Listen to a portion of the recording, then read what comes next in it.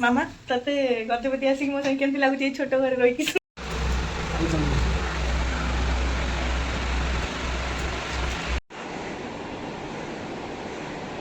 Hello साग मैंने जय Jagannath welcome back to my new blog.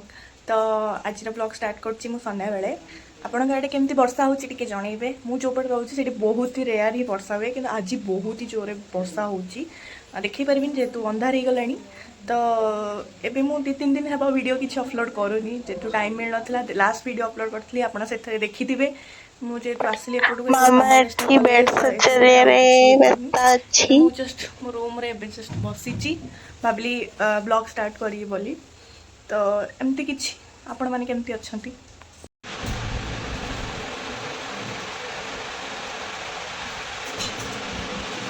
तो एठी मामा को पचरिया ताकू मो संगे एठी आसिकिला केमती लागुची। ठीक अछि चलो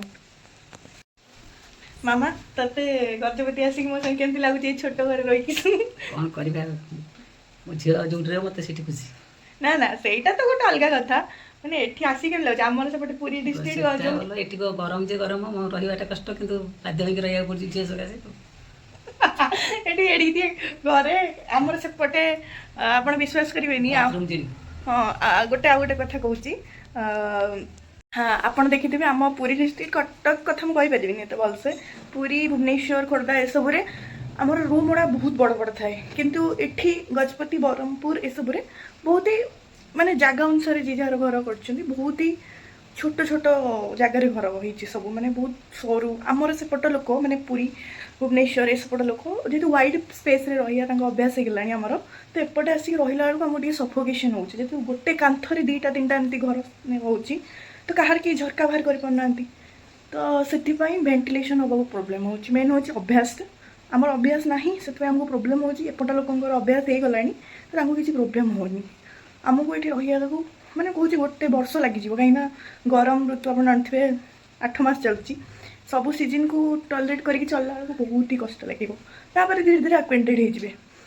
मो वीडियो एठार पकेबी देखिए एपटर घर सब केमती बाकी बहुत ही सुंदर प्लेस लोक भी बहुत भल टी आमको सेपटू आसला बेलू खाइबाटा गोटे आउ घर संगे टी एडजस्ट करके चलिया पड़ो।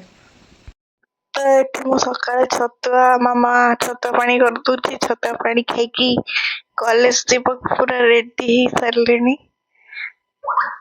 कॉलेज तो टिके टाइम लगे जीवा पई गाड़ी आसिले सेति पई बाहरली कॉलेज जीवा पई बहुत ही खरा होची सब आडे वर्षा किंतु एपटे खरा तापरे कॉलेज जाइकी गाड़ी बाहर ठीक गाड़ी आसे अपेक्षा कली कॉलेज रे डिपार्टमेंट रे पहुंच गली मो गला बेलू केही भी आस नथिले जेहेतु मु जल्दी पळे आसुची मो आसिया किछि समय पर पिला धीरे धीरे कि आसुचंती सब बेले मो प्राय एका जाए कॉलेज सरी पुणी घर को आसी गली।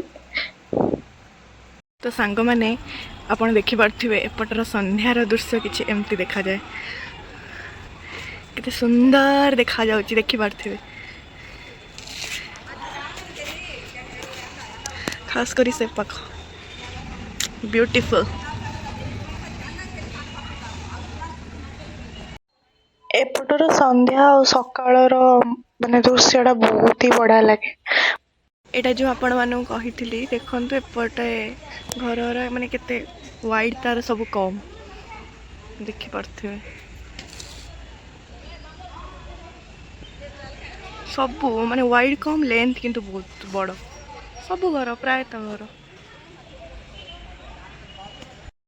तो से दिन संध्या बेले आम टिके राजा समाधि बा शिशु उद्यान चिल्ड्रेन पार्क टिके बुलिया को गलु मामा मु मते तो सेठी टिके मु निजको शूट करदेली गरम होते देखुते मोर देहरे केते जाड़ माने राति रे जो गरम दिन रे भी से गरम राति तो अधिका सकाळर बांप रही एमती किसी जाइके पार्क रे बुलाबुली करी बाहर खाइकी राति घर को माने पार्सल नहीं कि आसिक पळे आसलु जेहेतु आ राति रे बनेया को कहा देर पेशेंस नथिला। एटा होची देखिथिबे पूर्व ब्लॉग रे राजांकर महल माने गजपति पैलेस एठी एबे राजकुमारी अछंती कल्याणी गजपति एटा केवल रथ यात्रा आ बाहुडा रे खोले तापर किछिटा परिबा किणलु घर पाई एठी रथ पर्यंत खोला ही नांती धीरे धीरे खोला चलची तापरे जगन्नाथ दर्शन कलु जगन्नाथ बहुत ही सुंदर देखा घर को पलैथिली एते दिन पर जगन्नाथ को पुणी पाखे देखी बहुत ही मन शांति लगिला सेठू दर्शन कर सारा परे पार्सल नहीं कि आसलु घर को ताको खाई देकी सोई पड़लु। तो सांग मैंने आज एतिकी आपन जदि मो वीडियो भल लगी निश्चय मो चैनल को सब्सक्राइब करेंगे। जय जगन्नाथ। देखा आगामी वीडियो रे।